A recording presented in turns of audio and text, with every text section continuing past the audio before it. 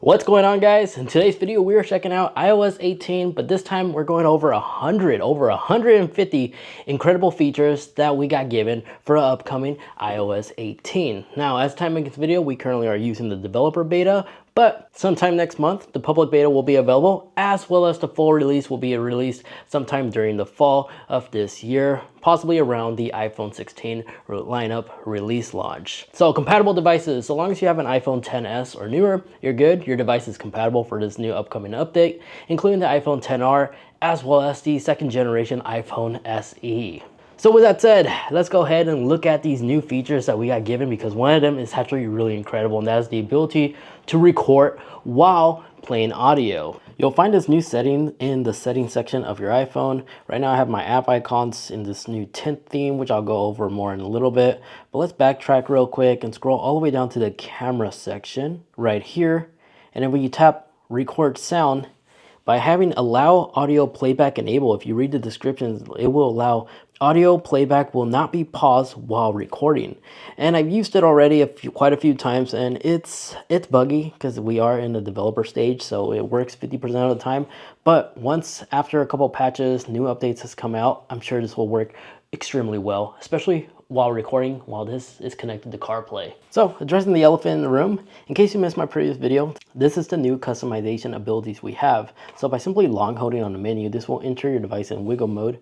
By tapping edit and tapping customize, this gives you the option to switch between the different app icons as you see right here, and you also have the ability to make them large. While enabling the large mode, you notice that the text underneath the icons are gone. So long as you have all the icons on these apps memorized, this makes looking at the screen more pleasant in my opinion.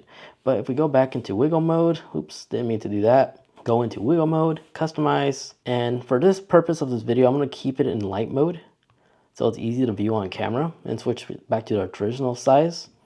Because the thing I want to show you is in the tint section, this is where you have access to a color wheel technically, which allows you to change your icons to whatever color you like. You also have powerful tools like this little drop icon. So if you're trying to match like a portion of your wallpaper, so you use this to match the icon's tint to match your wallpaper theme you're trying to match with. You even have this like mode ability to enable dark mode or light mode right here to see how it looks like in both those two modes. That's a nice little fast tool right there. But again, I'm going back to light mode just to keep it simple for this video. Now, a very hard to see feature is the depth ability. Apple brought back the iOS 7 depth ability with your app icon. So by simply rotating it, it does do the depth effect. But if you don't like this, it may make you feel dizzy. By hopping into your iPhone settings and then scrolling into accessibility and then tapping motion and then enable reduce motion, and now that little motion effect is gone. And it also does this smooth transition if you adjust the settings right there. To keep this traditional to how iOS 18 is made to be used, I'm going to have this feature disabled. Then still on the home page, another thing you could quickly do is quickly have access to widgets by simply just long holding. Let me show you something real quick. As soon as we find a widget that supports this, Auto Tempest, let's see if you do. Nope, you don't, unfortunately. Passwords, nope, give me a second until I find a widget that supports it. Wow, I'm surprised that most of these third-party apps I have don't even support it. Not even that one. Netflix, do you support this? Wow, this is the worst luck I ever had. Nope, I'm sorry guys.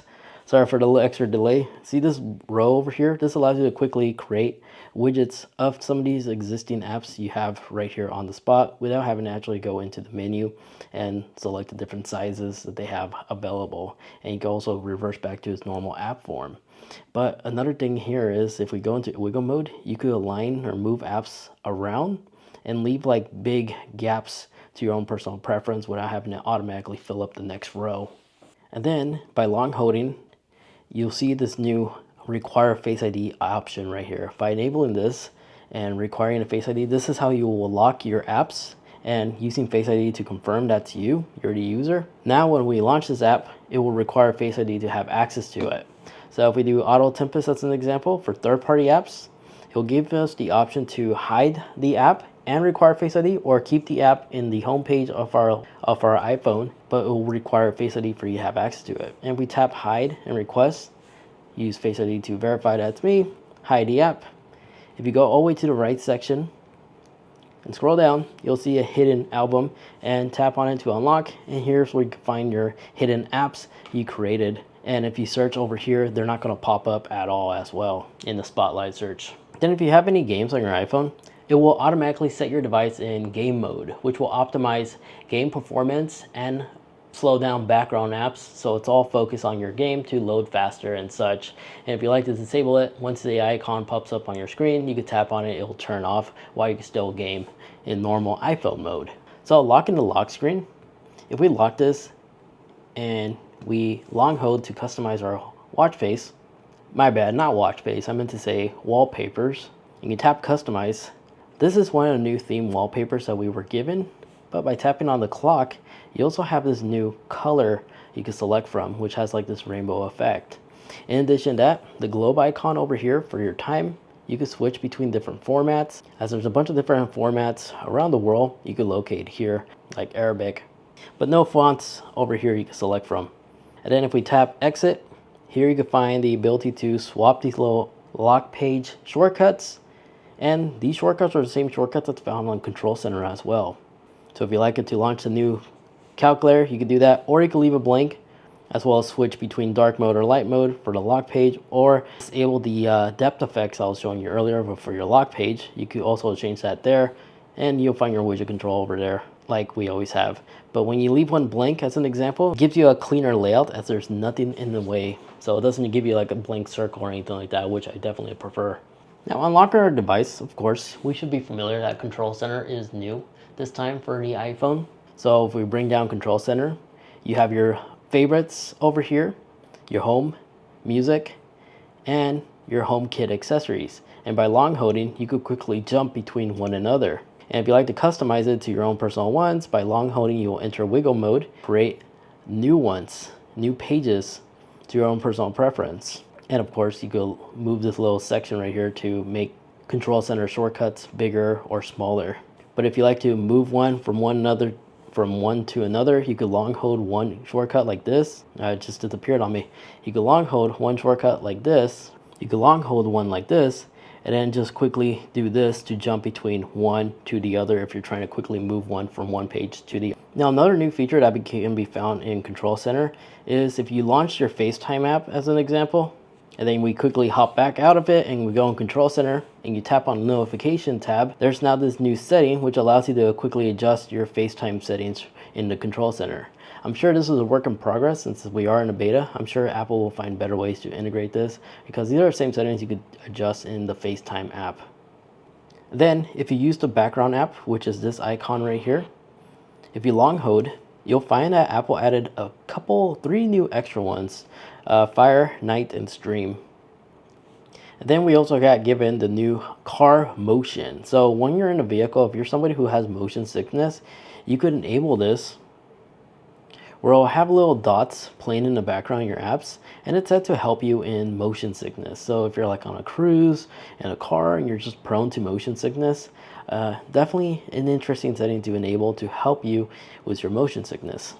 Another new feature that can be found here is the capability to feel music. Now, at the time I make this video, it is buggy, but I'm sure a future beta will fix this. But you'll find the haptic music right here. And by tapping on here, this should allow you to quickly enable it. You could also try going in settings, but I haven't really had good luck with it. Because in the settings section, if you use search, there's now search suggestions right here, but it's more advanced than ever. So if you type in music, haptics, it may pop up right here allowing you to enable the music haptics, which allows you to basically feel the song as you're listening to it, which is quite interesting. Then of course in Control Center, you still have the ability to quickly long hold these icons to quickly go into your Wi-Fi settings as an example, Bluetooth settings, but now you also see a VPN tool right here, which you could also enable like your hotspot and your satellite information, which I'll go more into details in a little bit. But on the top portion right here, this is where you'll find your power off screen instead of having to memorize the button shortcut like a game. Now for the iPhone 15s or newer iPhone models, this includes the iPhone Pro, Pro Max, or even the larger version iPhone 15. What thanks to this always on display, when your battery is dead, very similar to like a dead Apple Watch, oops, didn't mean to do that, it will always display the time if you tap on the power button. So it has that ability now. On the iPhone, if it's dead, it will still be able to display you the time. But currently, as the time making this video, the iPhone 15 Pro flashlights have this animation which allows you to not only adjust the brightness, but also adjust the width of the flashlight. So this new animation is currently only available for the iPhone 15 Pros. Another new thing exclusive for the iPhone 15 Pro models is new action button settings. So if we hop into our settings and go into the action button, you'll find that you could also switch this with the Translate app, the magnifier. But if we keep going, you'll see controls, which will give you access to all the Control Center shortcuts. So if you want to program that action button to be a shortcut instead for your home, your Apple TV remote, and etc., you totally can. Then a new animation that gives us the hint that the iPhone 16 will have a solid state button is this new animation for not only the volume up, but also the action button itself and the power off button, just showing us that Apple is making room for the upcoming iPhone 16, which will feature solid state buttons thanks to that animation. And then if you ever run like a stopwatch on your iPhone and you start it and you get out of it, the dynamic island iPhones will now give us nanoseconds for the clock app. iPhones with the dynamic island will now feature the nanosecond right there. This is telling us that apps that utilize the dynamic island has more room now to fit in more additional information. So new settings and new features can be located in your settings of your iPhone, as Apple made the settings section of our iPhone much more easier than ever before. And they also categorized the apps now, where before it was just a bunch of apps right below here. Now it actually is nice and organized. But in the general section, another change can be located in the general section, where in here, each general section icon or setting now has an icon on the side next to the title. Previously, it didn't have that. But if we go into Emergency SOS in the settings and scroll all the way down where you see iPhone can now start a satellite connection. If you try that demo, the animation is also different. And here you could test to see if you can use satellite connectivity to send a message. And in Emergency SOS, you're now able to also send a live stream video of media like video, photos. So in case of emergency, you're communicating with somebody to help you out. If you're stuck in the woods, lost in the woods, the satellite view can now actually not only send messages, but also media. And then when you tap in and end the demo, it'll give you this new overview of what it can do. So if you like to test out the satellite connectivity, so long as you're within sight of the sky, you could try the demo and connect to a satellite and test it out on your mobile device. And you can read more about how to send a message via satellite if you don't have a cellular reception. Now, when I was looking through the settings, I noticed that the exposure app section is now gone for like when we had COVID going on. So that's removed, but I'm sure Apple could easily remove it back in case of another global emergency. And then for battery settings, we do got a new, then for battery, we did get a couple of new features for battery percentage. If you tap on the charging, here you can actually adjust the percentage you want your iPhone to charge, very similar to like an electric vehicle. You don't want your device to be 100% while it's not doing anything. I find the sweet spot is 90%, but I've noticed with some iPhones, if you get back to this section over a while, like after a week of charging your device, your phone will know your habits and will suggest you a recommended percentage you should slide to based off your usability. Now, the keyboard support can now actually support multiple languages right here. Right now, it's not showing me anything, but it was supposed to look like this if you use your keyboard and you're replying to somebody speaking a different language. As multiple language support is now supported on the keyboard. You can find this in the settings. In general, scroll down to language, and then on top here, add language. Add the language you want to have this ability, and that's how you can have your keyboard support multiple languages and will automatically adjust depending on what you're typing in. And then another new setting can be located in your profile. And then in the media and purchases, scroll down to in the account settings and you tap on Apple Music. Here you can see what kind of devices are signed into your Apple device. So if you sold a car recently, you could actually disable it right here if it supports Apple Music here and see if you're not still signed into a vehicle that has Apple Music. And then other things can be located in your accounts. If you tap on the iCloud section, this section has been totally redesigned, and if you're a subscriber, it'll also show you right there. And I'm running out of storage, I just noticed that. But I do like this breakdown a little bit more because it tells me what data is being used a lot, like messages or my mail. Now, if we backtrack, go back to our main menu, go into General, go into Format, go into the Fonts section, in System Fonts, There's more system fonts you could download if you like to change the theme, the style of your iPhone OS experience. And then new user skills or abilities can be located in the accessibility tab. And down here is where you'll find the new eye tracking. And enabling this, it will do like a quick little eye test. You just follow the dots on your screen to calibrate it. Basically, the experience is not that bad. It's pretty good. My recommendation is have it level to your eyes for the best results. But I've been using this and I'm quite impressed. I'm sure over time Apple will easily improve this. So if you'd like to know where the eye tracking ability is located, it's right here in the accessibility. Another new feature is the vocal shortcut. Here you can allow your voice to control your iPhone. And this is where you go in to set that up. Now Siri got a couple of tricks, even though we don't have the AI Siri just yet. But now a new thing that was updated is if you ask Siri to flip a coin. It's heads.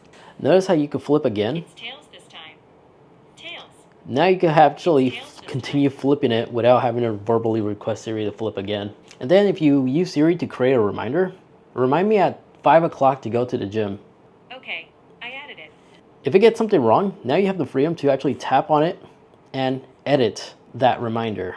Right now it didn't do that, but because it's my first time using the reminder app after I restored it recently. But remind me at 5 o'clock to go to the gym.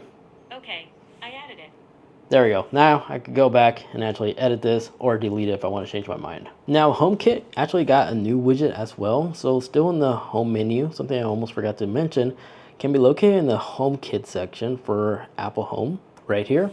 If you keep scrolling, there's now a new energy level because Apple actually partnered with PG&E, and you can sign into your PG&E account and actually monitor your forecast and how much energy you've been spending. So if I go into the Home app and quickly launch it, and we go ahead and tap this little icon over here, and then there's this new energy tab. And then in here, I already linked it to my PG&E account, but this is where you can actually link if you don't see it, and enable show grid forecast. And now on the top portion over here, you'll see a new energy section. And here will be where it will show you your kilowatts you've been using, and you can monitor your rates and everything right here. It will even show you your off-peak hours. So not bad. For yearly, I only used 4 kilowatts, it looks like, thanks to my solar system. Link about that video in the description down below. If you live in California and your electricity bill is expensive, I'll have it in the description. Then soon we will have the ability to actually share like certain HomeKit items like my deadbolt or my garage access to guests or family members, as well as create like a custom schedule. So in case something is unlocked, it will automatically self-lock itself at a certain time.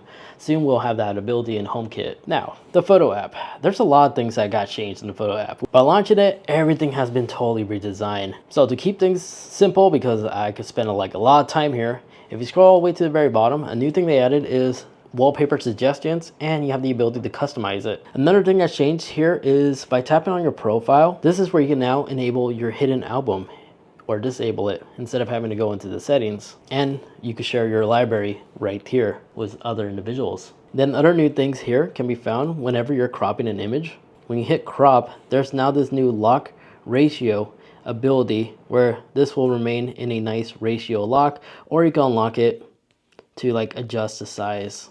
And then when watching the video, we now have this new skim through tool. Now iMessage. Then for messages, your replies now look like this. If you want to quickly reply to something and react, you can also include an emoji. And very soon we'll be able to do like memojis or memojis. I forgot the name, but AI will be able to create custom ones for you. And then if a group of people all react to the same thing, you can just tap on it and it will show you this new animation. But if you like to schedule something for like a happy birthday wish or something like that, I'm just going to do hi. By tapping the plus icon, we now have this send later icon, and you can rearrange it to your own personal preference, of course. But by tapping here, this will allow you to schedule the message you want to send, like on Monday at 7 p.m. Tap the up arrow, and now it's actually set and saved. And if you scroll down, you can also see it's in like this little bubble font, because you can always tap edit to change it if you want to add more or delete it entirely, as well as adjust the time if you feel like you need to re-edit something. And then when typing in a sentence, I'm just going to use the generic suggestions that Siri thinks I'm going to say. I don't know why it thinks I'm going to say this. There's now this new AA icon, which allows you to select between these different style animations. But you can also slant the text from here, underline it. So if we select this and do that again, underline it, do that, slant it, or do the nod animation. And if you like to customize it to your like a certain text, you also can do that by simply select it like this and then tap the animation, and then that's how you could actually animate like certain text individually. In addition to that, with iOS 18 you also have RCS support. And then when you send a link like this link right here, depending on the color of the image, it will actually adapt to the text as well. So here's one example on how that looks like. Then more details about the satellite messages. It's also supported on the iPhone 14 and newer, as those are the phones that have access to the satellite. Now, the fitness app. The fitness app has been overhauled. As we launch it right here, now there's sections here. And you can always scroll down and tap Edit Summaries and tap the edit icon over here. And you get some more stuff you like to add, like the new steady load option. But if you tap on your activity rings and you scroll down, if you tap change goals, this allows you to now actually individually edit your calories you like to burn throughout the days instead of being fixed under 1 calorie amount. So if Saturday or Sunday is your rest day, you could lower your calories amount so you continue having your calories free. But if we tap exit and go into the pause ring section, this is where you can actually pause your ring spree so you don't lose it in case you get sick, injured, or you're just out on vacation. You could pause it until a custom date, either if you want to be paused for like a certain duration. You could go all the way up to 90 days. So this is where you could go in and actually pause your rings if you use your Apple Watch Fitness. Other new things can be located in the Fitness Plus. I'm not subscribed, but if you could tap on Library, you can actually look for different workouts right here. And from my understanding, they now support a lot of new stuff. So if you're just casually like walking around, you can just type in walk and it will give you like a video example right here on certain workouts you could do while you're walking to burn more calories. Now, next app that received a lot of new updates is the phone app. You see, by launching here, this UI has been redesigned and now you actually have a search bar on top. But if we go into voicemails, now it actually supports voicemail translations on your lock page. It's been redesigned from before, because I'm going to go ahead and call myself right now, lock my device. By tapping the voicemail icon, it's going to show you a translation right there. And here's where you can decide if you want to pick up or not. There's translation of the voice call. And if I go ahead and end the call, wait a couple of seconds, it'll show up right here as a text message, so you can actually go back and read it without having to unlock your device and go into phone and actually click on that voicemail and view what was going on or listen to it. Then another thing can be located in the keypad, as now you can type in numbers and it will actually give you suggestions of what number you want to dial based off your existing contacts. Now in Apple Maps, this is where we also see new redesigned stuff. So by tapping on your profile right here and you go into the offline maps, here's where you can start a new offload map download. But this is where you can find the sync with Apple Watch. And by enabling this, this will send the data, that's those offline maps that you created, inside your iPhone, your Apple Watch internal storage. So it doesn't have to rely on your iPhone to be nearby to utilize offload maps. Now it could be independently directly stored on your Apple Watch by having this enabled, and it'll be synchronized as soon as you put your Apple Watch in this charging dock. In addition to that, on some national parks, if you click on one, and if you keep going down, there's now popular hike suggestions right here where you could tap on one. It'll show you a preview. You can add it to your library, get directions, so you can have it saved on your iPhone. You can also edit this too, but that's a whole different video because there's a lot more detail that's involved. Now in the passwords app, which was a new app that Apple added, now you can find your passwords in one location. But if you tap on the Wi-Fi section, I don't know why I took a screenshot. If you select a Wi-Fi network and you're sharing it to a friend who doesn't have an iPhone, you can always just select show network QR code and they can scan it and quickly connect to the Wi-Fi. This will generate a Wi-Fi QR code for them. And then if you like to share your existing passwords with your friends or family, you could tap this corner section down here and we'll give you the ability to share some of your passwords as well as passkeys with other individuals that you like to share accounts with. And you can monitor them, their activities right here so long as they have an iPhone. Now Safari also got some new updates. If I click on here, everything is similar to like the previous iOS 17, but now there's this new icon because if we go into a website like 9to5Mac and we click on one article, if you ever find yourself in those websites that have like a lot of ads, you can tap here, click on show reader, and it will simplify everything right here, hiding those annoying ads. In addition to that, if you go back, you can also change the style as well as the font. But if you don't want to read it, you can also select listen and Siri will read out loud that article for you. And you'll also have like podcast control, like skip 5 seconds and such, or control the speed. You can even change the size too. It's pretty powerful stuff in here. And then to get out of this, just hit the refresh, just like that.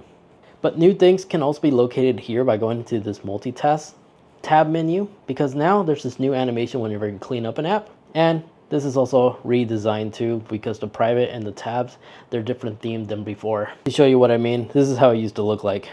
It used to look like this. Now it has this cleaner look as well as a new animation.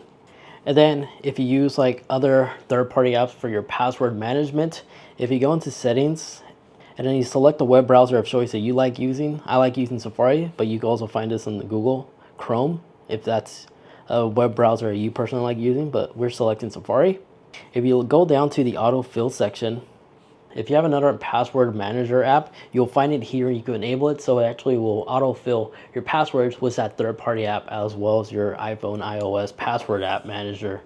But since I don't use third parties, I just use the native one from Apple. We don't have that option on my side for me to show you. But that section, you will be able to see it if you do. Now, the new wallet app also supports tap to cash, which allows you to create seamless transactions without having the other person contact information. So you can actually send cash by simply tapping their device, and they just need to hit accept without trading contact information. Ideal if you're like buying something with a third party. And then if you use your Apple Wallet for events, it will actually give you directions for that event, and that ticket's able to show you more information like your seating and such. Now, another new change can be found in the translation app, as the icon itself has been totally redesigned, and the UI itself was also overhauled as well, which makes it easier to actually select between different languages and swap between the two.